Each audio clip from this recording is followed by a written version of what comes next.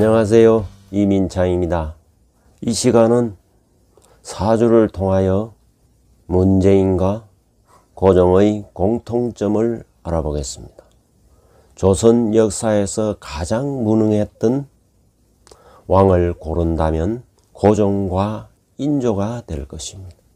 이들은 무능하면서 주변의 눈치만 보고도 운이 좋아서 권자를 누렸던 한심한 지도자였습니다. 먼저 고종의 사주를 통해 어떻게 살았는지를 보겠습니다. 그리고 사주를 통해 문재인과 공통점을 알아보고자 합니다. 고종의 사주는 임자년 기유월 계유일 김이시입니다.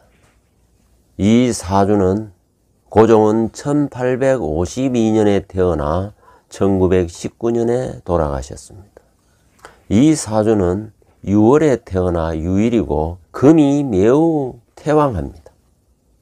사주에 이렇게 금이 태왕하면은 반대 오행에 있는 목을 찾습니다.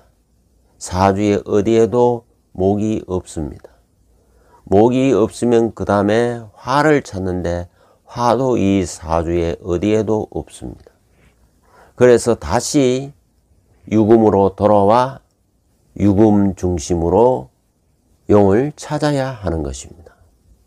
유금은 인성에 해당합니다. 인성에 해당하는 것이 태왕한 경우에는 설해주는 수가 용신이 됩니다. 그래서 수가 용신이 되고 수를 생해주는 금과 수가 생하는 목은 이 사주의 용이 되는 것입니다. 수 용신을 극하는 토와 토를 생하는 화는 이 사주의 불용이 되는 것입니다. 금수목이란 용의 운으로 사주가 흘러간다면 꽃길을 걷는 인생이 되고, 용을 극하는 불용인 토화 운으로 흘러간다면 아시밭길이 되는 것입니다. 전체적인 운을 보면은 금에서 수를 거쳐 목으로 갑니다. 운 전체가 용의 운으로 흐르고 있습니다. 사주를 떠나서 운은 아주 대길하게 흘러가고 있는 것입니다. 이 사주의 용신인 수는 비겁에 해당합니다. 비겁은 재와 관을 떠난 비겁이 용신에 해당하면은 현실주의자가 되지 못합니다. 즉 실리를 챙길 줄 모르는 사주가 되는 것입니다. 왜냐하면은 재성과 관성이 세속의 현실인데 그것을 저버린 인생이기 때문에 현실 세계에서 보면 매우 무능함을 의미하는 것입니다. 수 또한 이 사주는 왕하기 때문에 헛된 망령, 망상만 왕성할 뿐입니다. 인성이 매우 발달하였기 때문에 이 사주는 그냥 선비에 불과한 사주입니다. 편인으로 구성된 인성이기 때문에 선비 중에서도 학문을 일찍 이루지 못하고 만학도가 되기 쉬운 그런 사주인 것입니다. 이러한 선비에 불과한 사주가 운이 좋아서 권자에 올랐지만은 실리적이지도 못하기 때문에 매우 무능하여 나라를 멸망케 한 왕이 되었던 것입니다.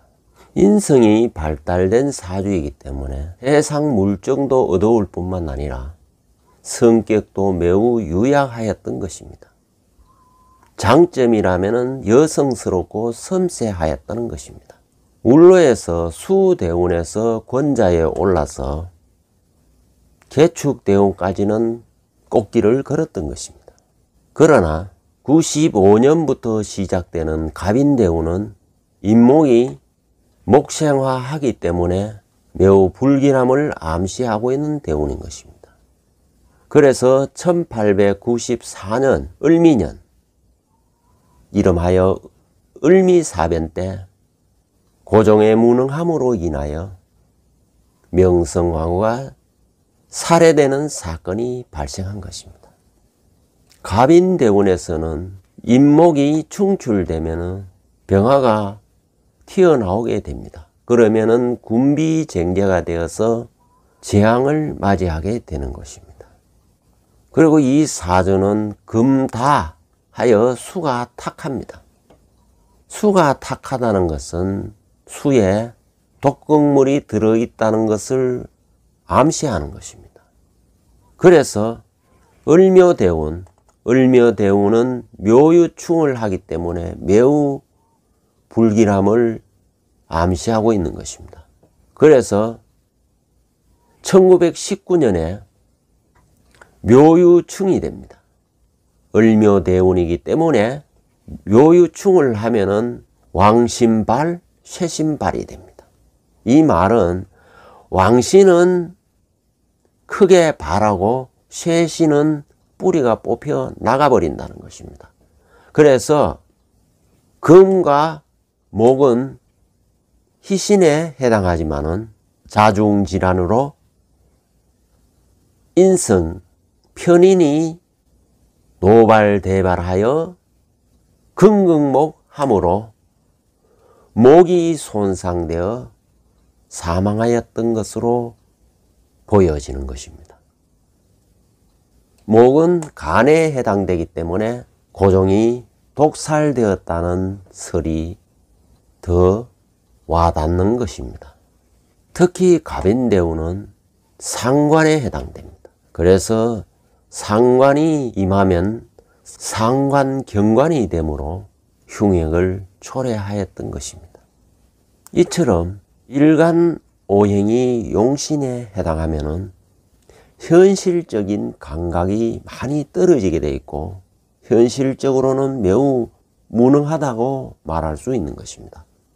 그러나 학자로서 이론가로서는 성공할 수도 있는 것입니다. 이렇게 일주오행이 용신이면 탁상공론을 일삼는 그냥 한량 내지 선비에 불과한 것입니다. 이런 사주로 권자에 올라 나라를 통치하니 나라 꼴이 정상으로 돌아갈 수가 없는 것입니다. 조선 역사에 고종처럼 무능한 임금이 또 한 사람 더 있었습니다. 바로 인조였습니다. 인조는 병자호란 때 남한 산성으로 도망을 갔다가 다시 붙잡혀 와서 청나라 태조 앞에 무릎을 꿇고 머리를 9번 쳐박아서 머리에 상처를 나면서 충성을 맹세했던 왕이었기 때문에 그렇습니다. 이처럼 지도자가 무능하면은 나라가 전란에 빠지거나 파탄에 이르게 되는 것입니다. 현대에 와서는 고종에 버금가는 지도자가 바로 문통인 것입니다. 그래서 많은 사람들이 문통은 고종이 환생했다 혹은 고종과 인조의 복합체로 환생했다는 얘기가 나도는 것입니다. 공통점은 무능하면서 운만 좋아서 권자에 오른 케이스라는 것입니다. 우매한 국민에게 달콤한 말로 국민의 자존심을 높여줌으로써 반대 세력을 무력화하게 하여 정치적으로 이용하는 수법은 과히 천부적이라 할 수 있습니다. 또한 정치적으로 국제 정세를 보는 눈이 없다는 것입니다. 통찰력은 말할 것도 없습니다. 자주정신이 없어 사대주의로 흐르고 있는 것도 공통점입니다. 중국몽의 지혜 자신을 망각하고 중공을 크게 칭찬하다가 외교적 고립과 망신을 자초했던 것입니다. 중국몽의 용어와 맥락을 이해하지도 못하고 영혼 없이 중국몽을 외치다가 외교 참사를 범하였던 것입니다. 문통의 사주를 한번 살펴보겠습니다. 무자년 을축을 갑인일 무진시입니다. 문통의 태생 자체를 두고도 많은 의혹이 있습니다. 북한에서 태어나 10살이 될 때 넘어왔다는 설도 있고, 또한 일부는 남한에서 태어났다고 주장하는 사람도 있습니다. 그러나 아직까지는 진실이 밝혀지지 않고 있습니다. 언젠가는 진실이 드러날 것입니다. 이 사주 또한 토가 매우 왕하여 목을 쓰는 사주입니다. 그래서 목을 생해주는 수와 목이 생하는 화는 이 사주의 용으로 작용하고, 용신인 목을 극하는 금과 금을 생하는 토는 이 사주의 불용으로 작용하는 것입니다. 울로가 용의 운으로 흐르면은 꽃길이 되는 것이고, 울로가 불용의 운으로 흐르면은 가시밭길이 되는 것입니다. 울로를 보면은 목운에서 화운으로 흘러가고 지금은 금운에 와 있는 것입니다. 그래서 지금까지 운은 꽃길을 걸어왔습니다. 그러나 앞으로 남은 운은 금운으로 가고 있는 것입니다. 다만 이 임신대운도 금운이지만은 금생수하여 수로 상생이 되기 때문에 그나마 버틸 수 있는 운인 것입니다. 작년 경자년은 수용의 운이기 때문에 금생수하여 수생목으로 순환 상생이 가능했기 때문에 버텨왔지만, 올해는 신축년은 불용의 운이기 때문에 가시밭길을 걷게 될 것입니다. 이 사주 또한 목이 용신이기 때문에 목은 일간오행에 해당합니다. 고정처럼 일간오행에 해당되면은 실리를 챙길 줄도 모르고 현실성도 떨어지게 돼 있고요. 그냥 이론만 가진 그냥 학자나 선비에 불과한 사주인 것입니다. 이런 선비에 불과한 사주가 울로가 좋아 최고 권자에 오르게 되면은 고종에 걸었던 길이나 인조가 걸었던 길을 걸을 수도 있는 것입니다. 국가의 지도자가 개인은 가시밭길을 사주 때문에 그렇다 하더라도 그를 뽑은 국민은 어쩔 수 없이 가시밭길로 가게 되는 것입니다. 우리 국민은 국민 수준이 높다고 말한 정치 지도자를 조심해야 되는 것입니다.